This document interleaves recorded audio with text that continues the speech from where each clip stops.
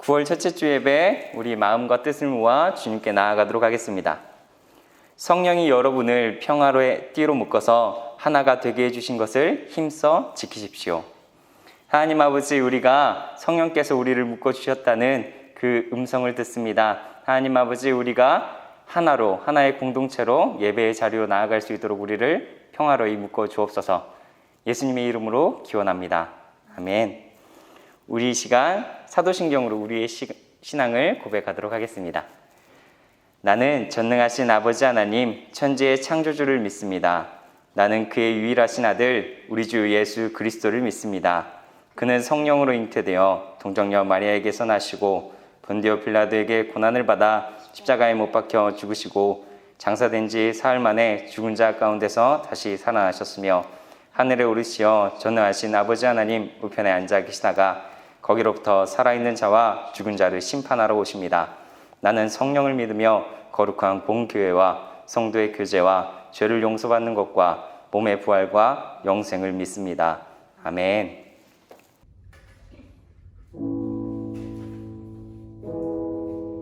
우리가 더 떨어져 있는 시간에 더 간절해지는 찬양 같습니다. 이 찬양, 주 안에 우린 하나라는 찬양을 할 때 우리가 하나임을 잊지 않고 찬양할 수 있는 시간이었으면 좋겠습니다.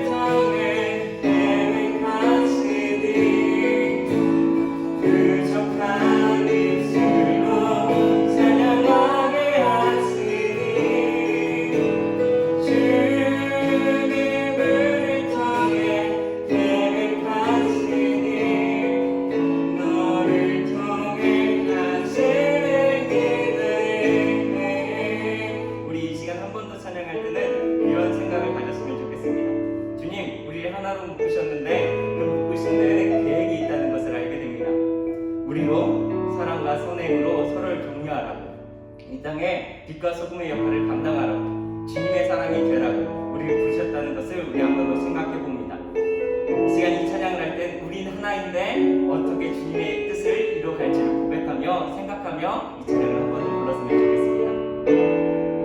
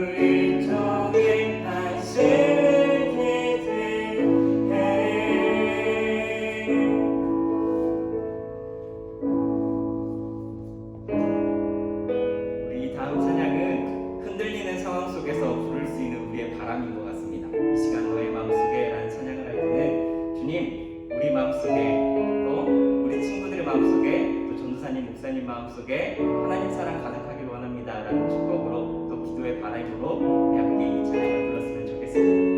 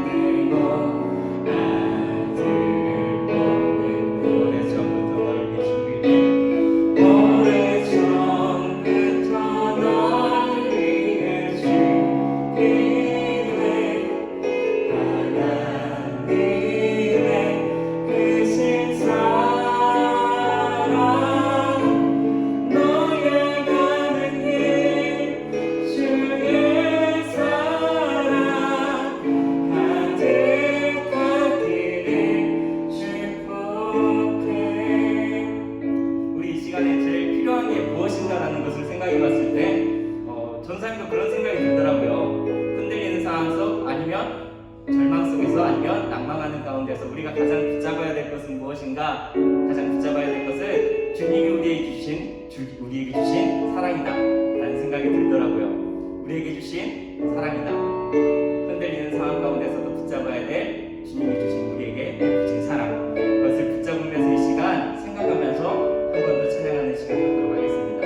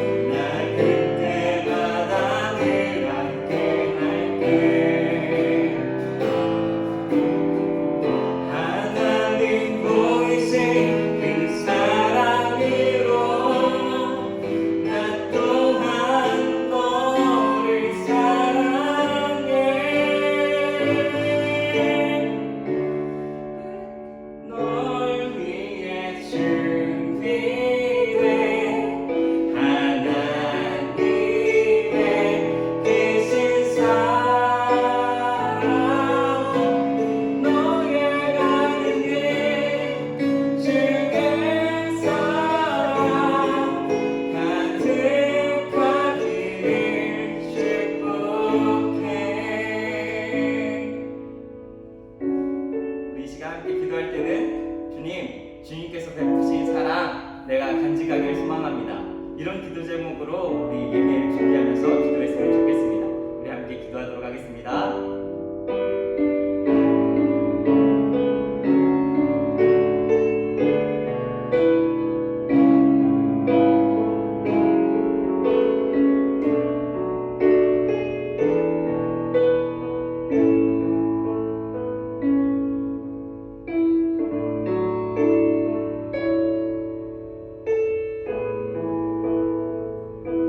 주님의 사랑은 허다한 것들을 덮지요. 주님의 사랑은 우리가 닮아갈수록 좀 더 세상을 아름답게 만들어 가지요.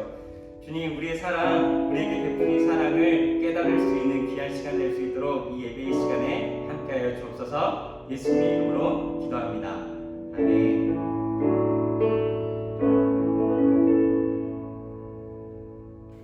오늘 우리에게 주신 하나님의 말씀은 고린도전서 1장 10절에서 17절까지의 말씀입니다. 함께 봉독하겠습니다.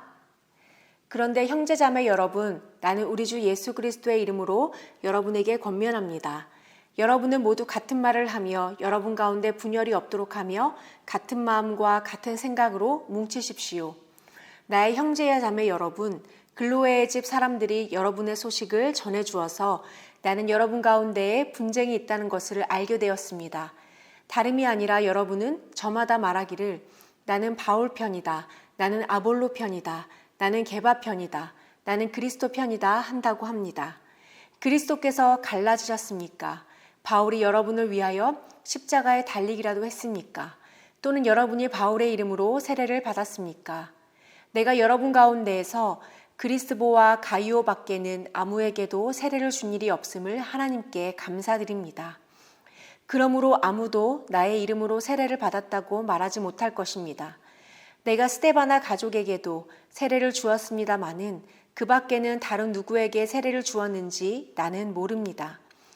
그리스도께서는 세례를 주라고 나를 보내신 것이 아니라 복음을 전하라고 보내셨습니다. 복음을 전하되 말의 지혜로 하지 않게 하셨습니다. 그것은 그리스도의 십자가가 헛되이 되지 않게 하시려는 것입니다. 이것은 하나님의 말씀입니다. 사랑하는 중등부 고등부 친구들, 안녕하세요. 모두 잘 지내고 있나요? 밥은 먹고 다니죠? 겨우 다시 모여 예배드리나 싶었는데 다시 이렇게 텅 빈 예배당에 목사님만 혼자 서 있습니다. 함께 모여 예배드리던 날이 참 그리운데요. 이렇게 설교를 주일에 하고 있으면 꼭 설교 시간에 맞춰 들어오는 친구들이 있었어요. 그리고 목사님의 설교를 BGM 삼아 화장을 고치는 친구도 간혹 있었고, 또 아침 식사를 하는 친구도 간혹 있었고, 또 목사님의 이런 낭낭한 목소리를 들으며 이렇게 꿈속에서 주님을 만나던 친구도 간혹 있었습니다. 하지만 그럼에도 불구하고 예배 시간을 함께 지키고 또 예배드려 나온 많은 친구들이 있었는데요. 모두 너무너무 보고 싶어요. 우리 속히 모든 것이 잘 회복되어서 함께 모여 예배드리던 날이 다시 왔으면 좋겠습니다. 여러분, 이게 어떤 장면일까요? 미국 뉴욕의 브루클린이라는 한 공원의 모습인데요. 같은 공간에 있지만 같은 공간에 있지 않은 것 같은 일정한 거리를 두고 마치 나홀로 섬처럼 각자만의 여유를 즐기고 있는 모습들이 있죠. 코로나가 만들어낸 아주 재밌는 풍경입니다. 지금 교회는 3주째 거리두기 2.5단계를 시행하고 있어요. 마스크는 필수고 또 예배당에 오는 인원도 교역자와 또 꼭 필요한 봉사 인원을 제외하고는 모두 금지되어 있습니다. 이런 상황이 지속되면서 또 교회에 대한 안 좋은 뉴스들을 많이 접하면서 여러 가지 생각들이 들었어요. 먼저는 이렇게 거리두기가 계속되면 과연 교회는 어떻게 될 것인가? 그리고 또 교회의 신뢰도가 바닥을 치는 이 시국에 과연 교회가 나아가야 될 길은 무엇일까? 그리고 비대면이 익숙해지고 또 온라인 예배가 익숙해지는 이런 시점에 과연 교회는 꼭 와야 하는 곳인가? 이렇게 지금처럼 온라인 예배로 편안하게 예배드리고 또 주일 아침에는 좀 늦잠도 자고 하지만 주님을 잊지 않고 살면 되는 거 아닐까? 그게 신앙생활 아닐까? 라는 생각이 듭니다. 여러분의 생각은 어떤가요? 신앙에 있어서 교회는 꼭 필요한 곳일까요? 이 질문에 대답하기 위해서 우리는 한 가지 먼저 질문에 대답을 해야 합니다. 바로 교회란 어떤 곳일까? 교회란 무엇일까? 참된 교회에 대한 고민인데요. 오늘 우리가 읽은 고린도전서는 그 답을 주는 책 중에 하나입니다. 고린도전서의 배경이 되는 고린도 교회는 수많은 문제들로 매일매일 시끄러웠는데요. 고린도라는 지역의 특성상 다양한 문화와 또 다양한 인종이 섞여 있었기 때문에 정말 수많은 문제들이 있었어요. 성적인 문란함, 또 빈부격차, 결혼과 이혼, 또 소송 문제, 우상의 제물, 또 성령의 은사 등 정말 많은 문제로 잠잠할 날이 하루도 없었습니다. 그 중에서도 바울이 주님의 몸이 조각조각 갈라졌다라고 말할 정도로 아주 심각한 문제가 있었는데 그것은 바로 교회의 분열이었습니다. 여러분도 혹시 어렸을 때 좋아하는 선생님이나 아니면 연예인 때문에 친구랑 싸웠던 적이 있나요? 저도 오랜 기억을 이렇게 거슬러 올라가 보면 초딩 때 우리 담임 선생님이 최고야 하면서 학원 친구랑 싸웠던 기억이 나요. 또 고등학교 때는 제가 나름 H.O.T 팬이 아니었겠습니까?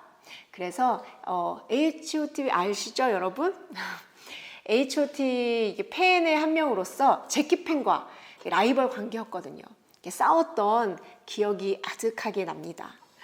고린도 교회에도 이러한 파벌 싸움이 있었대요.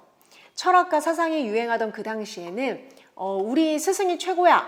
이렇게 서로의 학파끼리 경쟁도 심하고 또 우리 스승을 치켜 세우고 다른 스승과 학파를 이렇게 깎아내리던 그러한 문화가 있었는데요. 이런 문화가 자연스레 교회에도 들어왔겠죠. 교인들은 자신이 좋아하는 지도자 오늘날로 따지면 어떠한 선생님이나 목사님, 전도사님이 될 수 있겠죠. 지도자 혹은 자신에게 영향을 끼쳤던 교사들을 최고야, 우리 선생님이 최고지 치켜 세우곤 했습니다.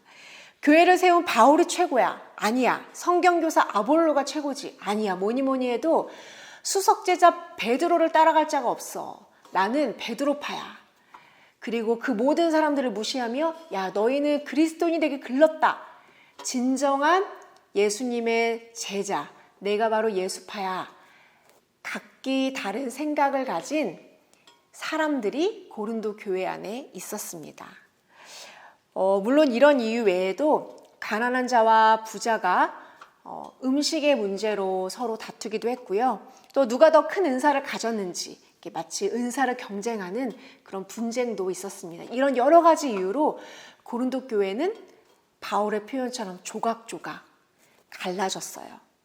교회라는 이름 아래 함께 모여있지만 안으로 들어가 보니 같은 교회 맞나 할 정도로 서로 다른 생각, 서로 다른 마음을 품고 있던 곳이 바로 고린도 교회였습니다.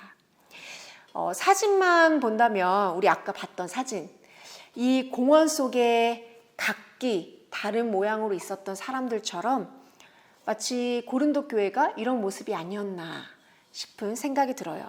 같은 공간에 있지만 같이 없는 듯한 모습. 여러분, 과연 진정한 교회라고 부를 수 있을까요? 여러분, 교회하면 어떤 모습이 떠오르시나요? 교회는 어떤 곳일까요? 교회는 본래 건물이 없었어요. 그저 예수님을 사랑하고 예수님을 믿는 사람들이 모인 그곳이 자연스레 예배당이 되고 또 그들이 모인 그곳이 자연스레 교회가 되었습니다. 뭐 가정집이든 아니면 회당이든 지하 묘지든 모인 그곳이 교회가 되었어요. 교회를 뜻하는 헬라어 단어는 에클레시아인데요. 이 에클레시아는 예수를 주로 고백하는 사람들의 모임이라는 뜻입니다. 그럼 그 모임이란 어떤 모습일까? 오늘날도 주위를 둘러보면 이렇게 사람들의 모임이 많죠. 뭐 야구장, 뭐 아니면 집회, 어떠한 뭐 시장, 뭐 백화점, 수영장, 바닷가, 또 학교 혹은 교회, 다양한 모습들이 있죠. 교회는 믿는 자들의 모임이에요. 하지만 이렇게 개개인이 모인 모임과는 다릅니다. 성경은 교회를 이렇게 비유하는데요. 여러분은 그리스도의 몸이요, 따로따로는 지체들입니다. 예수님을 믿는다? 이건 단지 나의 죄가 용서받고 하나님의 자녀가 되어 천국에 가는 그런 개인적인 구원이 전부는 아니에요. 예수님을 믿는 우리가 모여서 주님의 몸된 교회를 이룬다는 교회의 구성원으로 부름받았다는 의미가 있습니다. 잠깐 오른손을 들어볼까요? 왼손도 들어보고요. 한번 앞뒤로 나의 손을 구경해 보세요. 또 내 발가락을 이렇게 살짝 볼까요? 뭐 내 머리카락, 또 거울이 있다면 내 눈, 코, 입, 귀를 한번 살펴보세요. 그리고 보이진 않지만 내 안에 있는 심장, 또 간, 뭔가 콩팥, 뭐 뼈와 혈관들을 한번 상상으로 들여다보세요. 각각은 고유한 이름이 있죠. 그리고 각기 다른 위치에서 각자 다른 역할을 하고 있는 신체 기관들입니다. 하지만 잘 알다시피 이 모든 기관은 긴밀하게 연결되어 있어요. 그래서 우리가 감기에 걸리면 막 열이 나고 머리가 아프고 기침을 하고 콧물이 나고 또 뭐 소화가 안 되고 체하면 더부룩하고 막 배가 아프기도 하고 가끔은 머리가 띵하기도 하죠. 한 몸이기 때문에 당연한 결과예요. 이걸 이상하다고 생각하는 사람은 없죠. 성경은 교회로 모인 우리들의 관계를 이렇게 비유합니다. 지체들이 서로 같이 걱정하게 하셨습니다. 한 지체가 고통을 당하면 모든 지체가 함께 고통을 당합니다. 한 지체가 영광을 받으면 모든 지체가 함께 기뻐합니다. 따라서 우리가 교회의 한 지체로 모였다는 것은 단지 서로 모이면 좋지, 모여서 예배 드리자, 이러한 차원의 문제가 아니에요. 서로가 있어야만 서로가 살 수 있는, 서로가 있어야만 내가 살 수 있는, 믿음을 지킬 수 있다는 의미입니다. 있으면 좋고 없으면 뭐 그만인 옵션의 관계가 아닌 신앙에 있어서 서로가 서로에게, 내가 공동체에게, 공동체가 나에게 꼭 필요한 존재라는 것이죠. 에베소서 4장 16절을 함께 읽어봅시다. 온몸은 머리이신 그리스도께 속해 있으며 몸에 갖추어져 있는 각 마디를 통하여 연결되고 결합됩니다. 각 지체가 그 맡은 분량대로 활동함을 따라 몸이 자라나며 사랑 안에서 몸이 건설됩니다. 내가 공동체에 연결되어 있어야만 나의 믿음이 단단하고 올바르게 자랄 수 있다는 뜻이죠. 그렇다면 우리는 어떻게 서로 연결될 수 있을까요? 성경은 이렇게 우리에게 부탁합니다. 고린도전서 1장 10절이고요. 여러분은 모두 같은 말을 하며 여러분 가운데 분열이 없도록 하며 같은 마음과 같은 생각으로 뭉치십시오. 여러분, 우리가 서로 뭉쳐야 살 수 있대요. 무슨 뜻일까요? 야, 우리 한번 언제 뭉쳐야지. MT나 혹은 뭐 수련회를 가면 될까요? 이 단어가 쓰인 또 하나의 장면이 있는데요. 마태복음 4장 21절입니다. 그들은 아버지 세베대와 함께 배에서 그물을 깁고 있었다. 이때 그물을 깁는 행위를 묘사할 때 쓰인 단어와 고린도전서 1장 10절에서 말하는 뭉치다에 쓰인 단어가 똑같습니다. 즉 뭉치다라는 단어에는 그물을 깁듯 단단히 결합시키다, 또 손질하여 원래의 모습을 회복하다라는 뜻이 있어요. 이 뜻을 적용하여 다시 한번 1장 10절의 말씀을 읽어볼까요?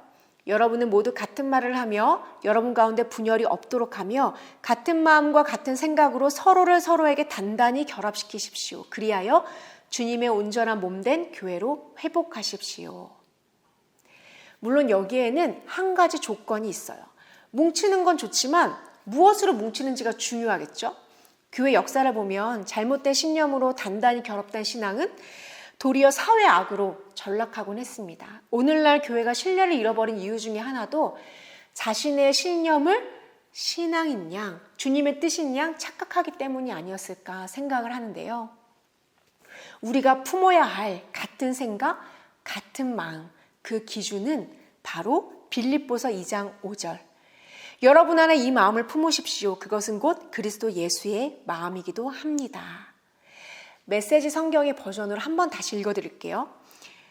그리스도 예수께서 자기 자신을 생각하셨던 방식으로 여러분도 자기 자신을 생각하십시오.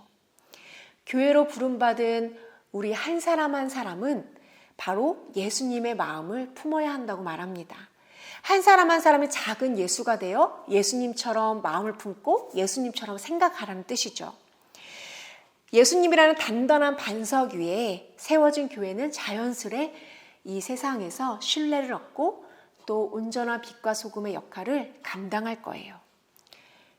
나홀로 신앙생활, 나홀로 신앙생활이라는 표현은 없습니다.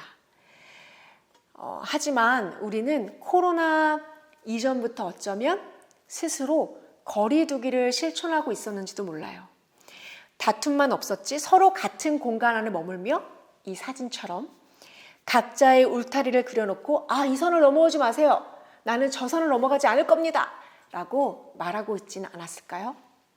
서로 다툼 혹은 무관심으로 서로를 대하고 있진 않았을까요?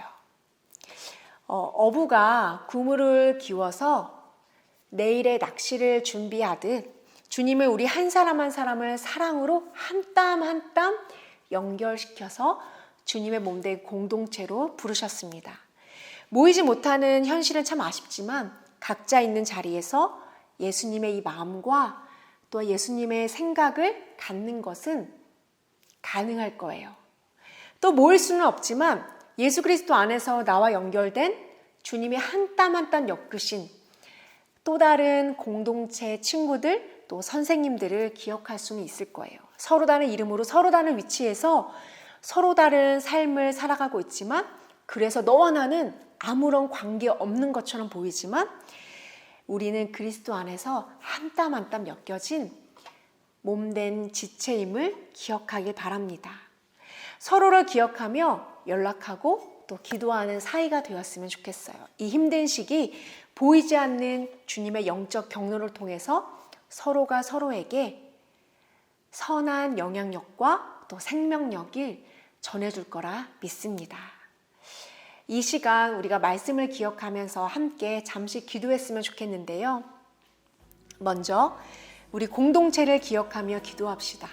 한 사람 한 사람이 그리스도의 마음과 생각으로 하나 되길 기도합니다. 또 어디에 있든 각자의 자리에서 주님의 몸된 지체임을 기억하며 살도록 기도합시다. 두 번째로 코로나의 확산이 멈추고 모든 것이 회복되도록 기도합시다. 또 이 땅의 교회들이 주님의 몸된 지체로서 신뢰를 회복하고 건강하게 빛과 소금의 역할을 감당하도록 함께 간절히 기도합시다.